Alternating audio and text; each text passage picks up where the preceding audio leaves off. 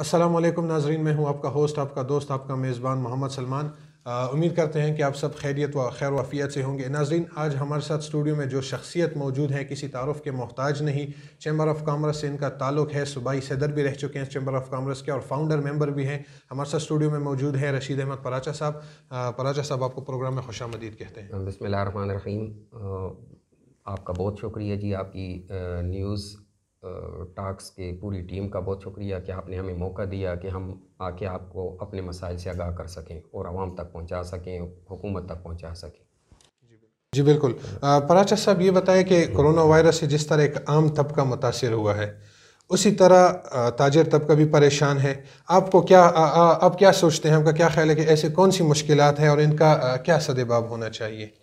देखें जी, ये जो कोरोना की वजह से जो मामलात बने हुए हैं, इन सारी की ज़िम्मेदारी हम गवर्नमेंट पे इसलिए डालते हैं कि गवर्नमेंट को हमारे जितने चैम्बर के नुमाइंदे हैं, फेडरेशन ऑफ पाकिस्तान या हमारे ताजिर यूनियंस हैं, हर सतह पे उनको कह चुके हैं कि खुदारा हमसे मशावरत के बाद फ़ैसले किया करें। लेकिन हमें नहीं समझ आती कि इनको क्या मसला है कि ये ताजिर बरादरी के साथ मशवरा नहीं करते। उस वजह से हम ये नहीं समझते कि ये लॉकडाउन और जो टाइमिंग की कमी है, इसकी वजह से कोई कंट्रोल होने में मदद मिलेगी। हम जो रश देख रहे हैं, ये एक सादा सी बिल्कुल एक कॉमन सेंस की बात है कि जब टाइम आप कम देंगे रश बढ़ेगी, बीमारी बढ़ेगी। जब आप छुट्टियां ज़्यादा देंगे और ज़्यादा बीमारी बढ़ेगी, रश बढ़ेगी। हम इनसे यही अर्ज़ करते रहे हैं कि जी, हम आपके साथ बैठ के हम आपको एक कैटेगरीज़ वाइज कोई ऐसा एक शेड्यूल देते हैं जिसके मुताबिक आप काम करें, तो इंशाल्लाह उससे ताजिर बरादरी का भी मसला हल होगा और साथ ही ये जो कोरोना की बीमारी है, अल्लाह जल्दी इससे छुटकारा हासिल फरमाए, इससे भी हमें छुटकारा मिल सकेगा। तो उसमें कैटेगरीज़ में बड़ी आसान सी बात है। हम कहते हैं कि जनरल स्टोर्स हैं, इनको अलहदा टाइम मिसाल के तौर पे दें, या कोई अलहदा दिन भी चले इनको दे सकते हैं हम, जो आगे ये छुट्टियाँ ख़ास कर आ रही हैं। इनमें तो ये हालात हैं कि हम मस्जिद जाते हैं तो लोग हमें कहते हैं कि जी हम क्या करें।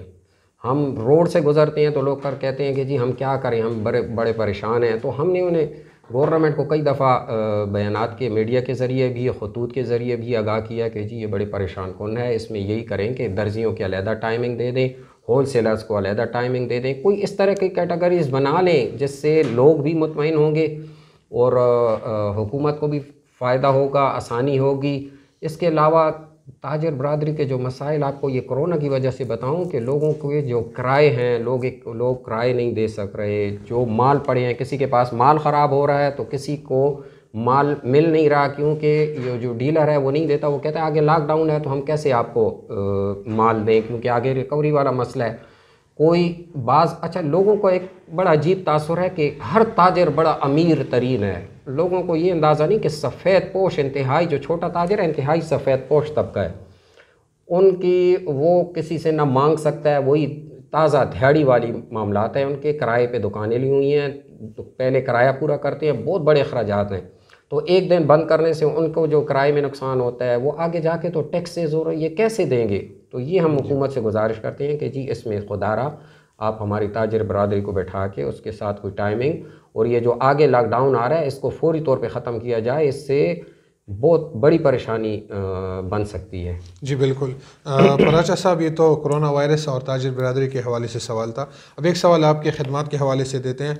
आप चूँकि चैम्बर ऑफ कॉमर्स के फाउंडिंग मेंबर भी हैं और सूबाई सदर भी रह चुके हैं, अब तक आपने बीइंग सदर आपने क्या खिदमात सर अंजाम दिए हैं? देखें, पहले तो जी मैं आपको चैम्बर ऑफ कॉमर्स का तारुफ पूरा करवाता चलूँ कि 2013 में कोहाट में अनथक हमारे दोस्तों और साथ मिल के हमने मेहनत करके तो कोहाट चैम्बर ऑफ कॉमर्स लेके आए।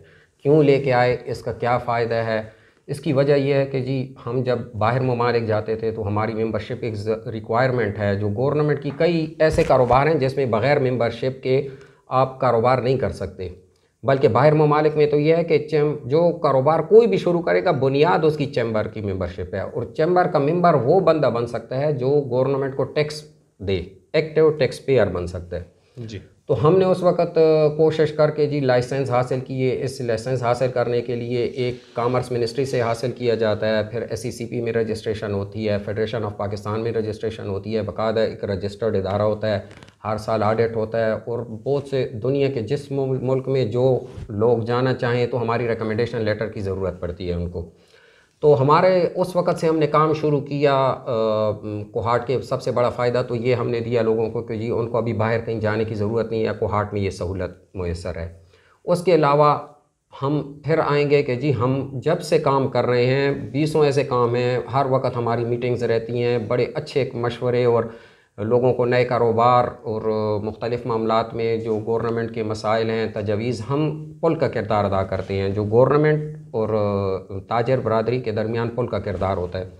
तो हमारी कारकर्दगी तो माशाल्लाह अपने वसाइल के मुताबिक तो बहुत बेहतर है, लेकिन गवर्नमेंट मतलब हमारे जो नुमाइंदे हैं अवामी, उनसे भी हमें गिला है, हमें गवर्नमेंट से भी गिला है कि हम 7 साल 8 साल से हम कह रहे हैं कि जी हमें चैम्बर ऑफ कॉमर्स की एक बिल्डिंग के लिए प्लाट दें। पूरे पाकिस्तान में यही कुछ हुआ है, उसको हम बनाएं, उसमें भी सारे हेल्प करें। एक बाकायदा बिल्डिंग जब बन जाएगी तो आपको हार्ट के हालात देखेंगे कि बाहर से वफूद आएंगे, मुख्तलिफ़ मीटिंग्स सारी वहीं पे अरेंज होती हैं, जो ट्रेनिंग्स वगैरह नुमाइशें होती हैं, मुख्तलिफ़ MOU साइन होते हैं, हर इदारे के साथ मिल के काम करना होता है। तो बुनियाद हर मुल्क में, हर इलाके में बुनियाद चैम्बर ऑफ कॉमर्स कारोबार की तरक्की और फ़रोग़ के लिए किरदार अदा करता है। लेकिन कोहाट में हम बदकिस्मती से हम काफ़ी अरसे से मौजूदा इंतज़ामिया ने हमारे साथ काफ़ी ताउन किया है, लेकिन कहीं ना कहीं जाके काम रुक जाता है। तो हम यही चाहते हैं कि जी अगर ये लोग हमसे बाकायदा तौर पे एक बिल्डिंग और ये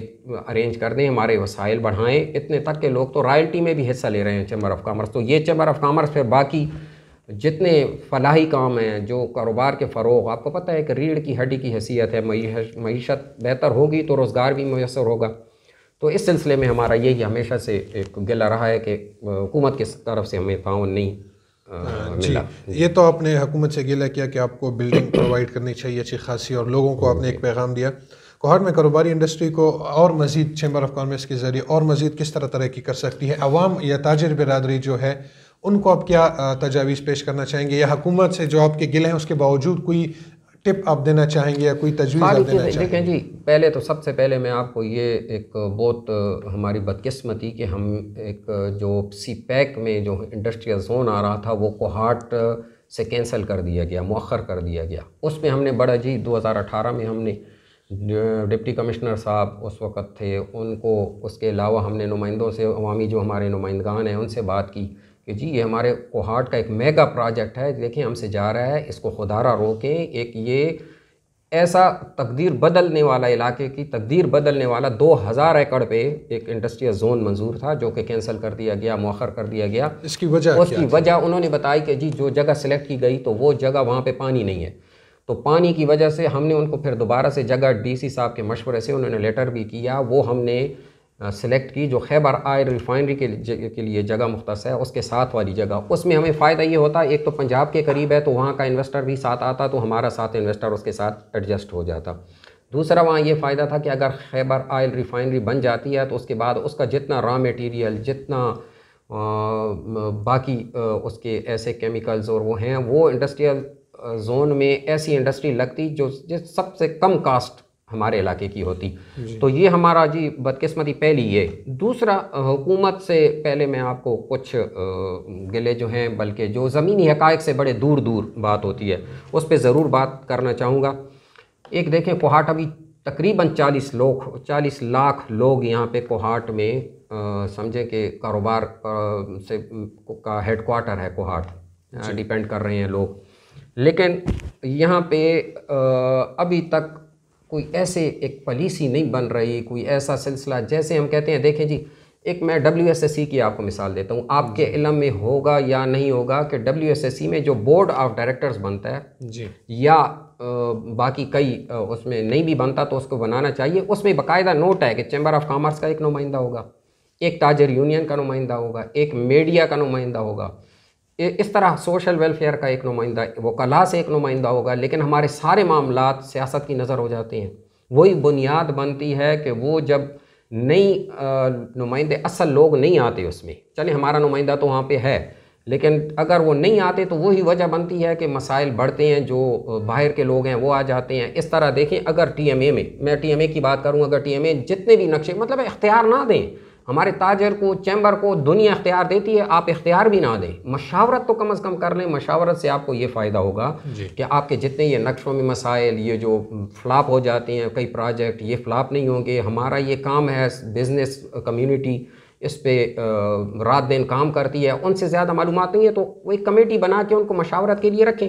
बल्कि कैंट बोर्ड का मैं आपको अर्ज़ करूँ कि जैसे कैंट बोर्ड है, अभी इसमें भी जो ताजरों के मसाइल हैं, अगर बोर्ड में एक नुमाइंदा ताजरों का लिया जाए तो मेरा ख्याल है हुकूमत को टैक्स की मद में भी आमदनी बढ़ जाएगी और ये भी हुकूमत के मसाइल भी बड़े आसानी से हल हो सके। आपने जिस तरह जिक्र किया कि जो आपने बोर्ड ऑफ डायरेक्टर बताया कि इसमें कौन कौन बंदे होने चाहिए या होते हैं, साथ ही साथ आपने ये भी बात की कि अक्सर ऐसे वाक़यात, ऐसे काम सियासत की नज़र हो जाते हैं। जी बिल्कुल। मौजूदा हुकूमत ने ऐसे ताजरों के लिए अपना ऐसे क्या इक़दाम उठाए हैं जिससे एक ताजर बरादरी को या आम तबके को फ़ायदा पहुँचा हो? ये तो जी आपने वो दुखती रग पे वो हाथ रखने वाली बात है कि हम बार बार यही कहते हैं कि जी देखें, ज़मीनी हक़ाइक़ से हट के जो मामलात आप करेंगे ना, सिर्फ मीडिया से काम नहीं चलता। मैं आपको मिसाल देता हूँ, जैसे सस्ता बाज़ार है।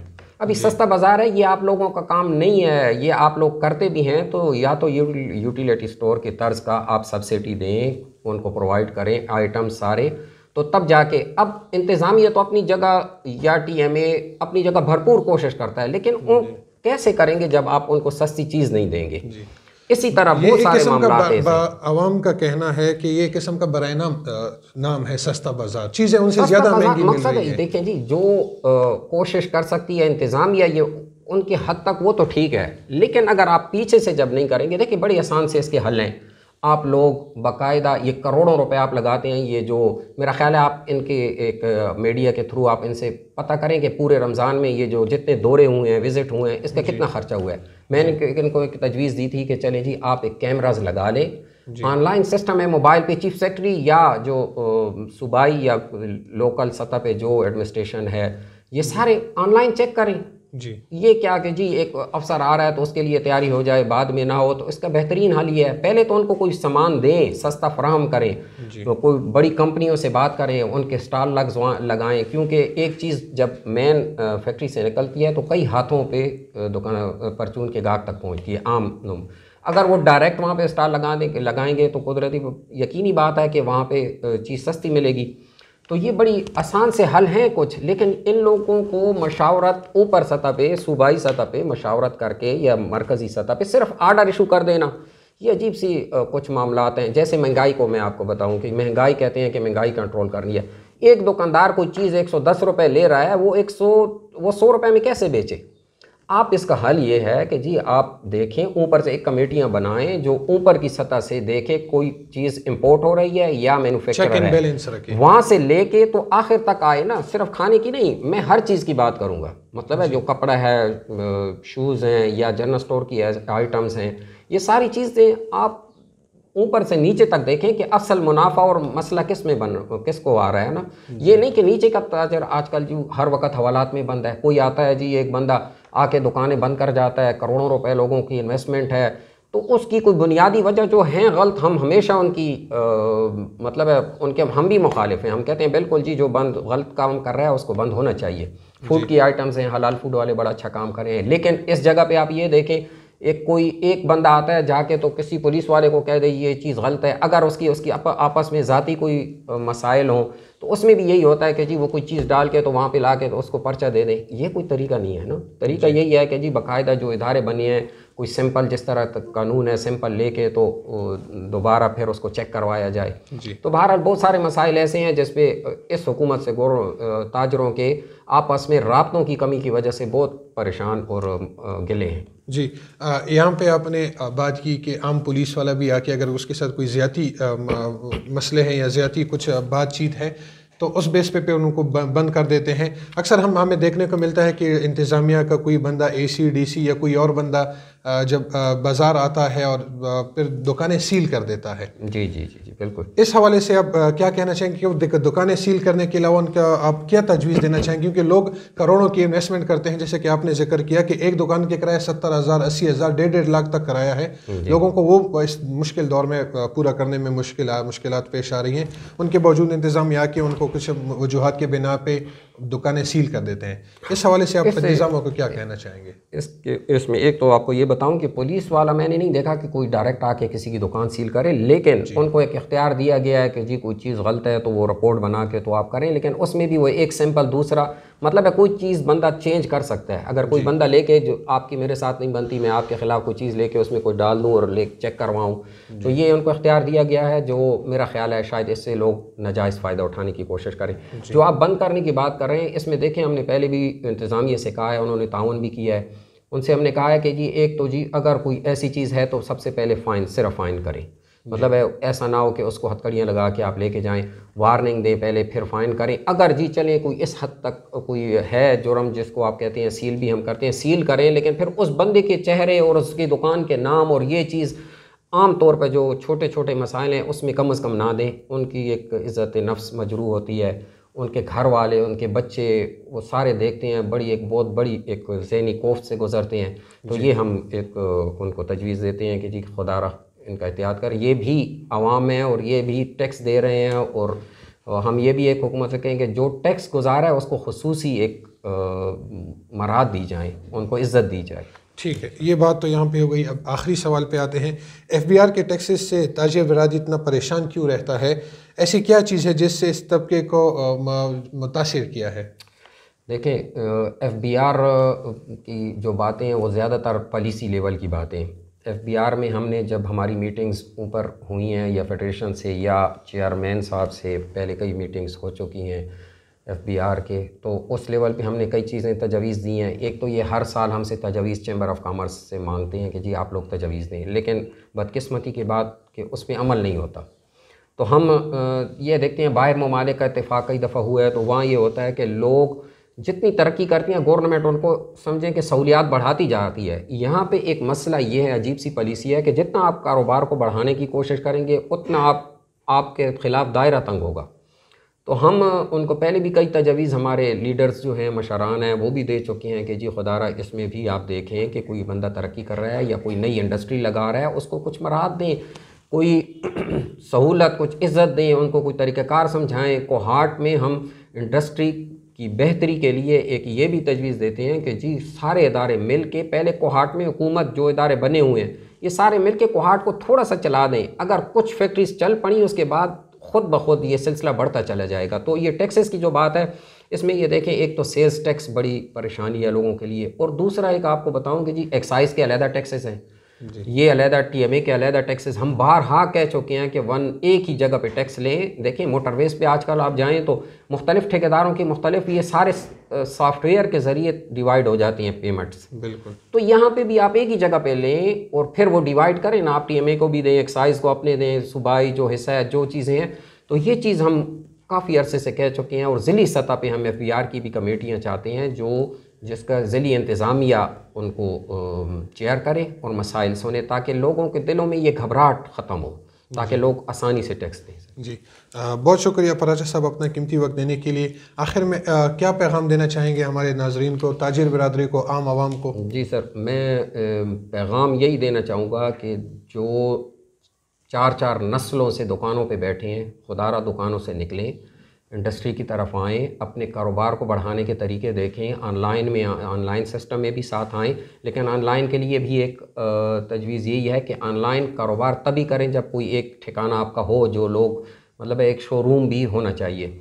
दूसरा, जो मिसाल के तौर पे किसी की करियाना की दुकान है, वो पैकिंग करे, अच्छे अपने एक ब्रांड बनाए, आगे जाके तो एक्सपोर्ट तक लेवल तक लोग गए हैं, छोटे से काम से शुरू होके। सिर्फ दुकानों पे बैठना छोड़ दें, इंडस्ट्री की तरफ आएँ, अपनी फील्ड में, अपनी आइटम में देखें हम कितनी तरक्की कर सकते हैं, कहाँ तक हम जा सकते हैं। हमारे कोहाट में बिल्कुल खाली पड़ा है, यहाँ इंडस्ट्री बिल्कुल नहीं है, बाकी शहरों में मुकाबले हैं, कंपटीशन है, यहाँ पे बिल्कुल खाली पड़ा है। तो इस तरह थोड़ा सा आगे आएँ। जो नए लड़के हैं तो ज़रूरी नहीं है कि हर लड़के को यहाँ पे नौकरी मिल सकेगी। तो मेरा यही पैगाम है कि सबको कि कोशिश करें और आगे बढ़ें और इस हद तक पहुँचें। यहाँ मादनियात भी बहुत हैं, रिसर्चें करें और आगे तक इस काम को लेके जाएं, मार्केटिंग। कुछ लोग मिल के, हमारे लोगों में एक तो ये है, कहते हैं मेरे पास पैसे नहीं है, और 10-10 लोगों ने मिल के कारोबार किए हैं, 10-10 लोग मिलें आपस में, कोई एग्रीमेंट करें, गवर्नमेंट के इदारों से फ़ायदा लें। इस वक्त इंतज़ामिया बड़ी कॉपरेशन कर रही है इस सिलसिले में, बाकायदा वन विंडो एक ऑफ़िस ADC के बशीर साहब के ऑफ़िस में खुला हुआ है, वहाँ पे मसाइल लेके जाएं। तो ये चीज़ मैं ये पैगाम देना चाहूँगा ताकि पाकिस्तान की मईशत और रोज़गार में कमी आए, बेहतरी आए, मईशत बढ़े और कारोबार में बेहतरी आए। बहुत शुक्रिया पराचा साहब अपना कीमती वक्त देने के लिए। नाजरीन, हमारे साथ मौजूद थे रशीद अहमद पराचा साहब। उनकी बातें अपनी सुनी ताजिर बरदरी के हवाले से, कोरोना वायरस के हवाले से, आम बातचीत जो बिज़नेस के हवाले से हमने की। उम्मीद करते हैं प्रोग्राम आप लोग को पसंद आया होगा। एक नए प्रोग्राम के साथ आपकी खिदमत में फिर हाजिर होंगे। तब तक के लिए अपना ख्याल रखिए। हमें दीजिए इजाज़त। अल्लाह हाफिज़।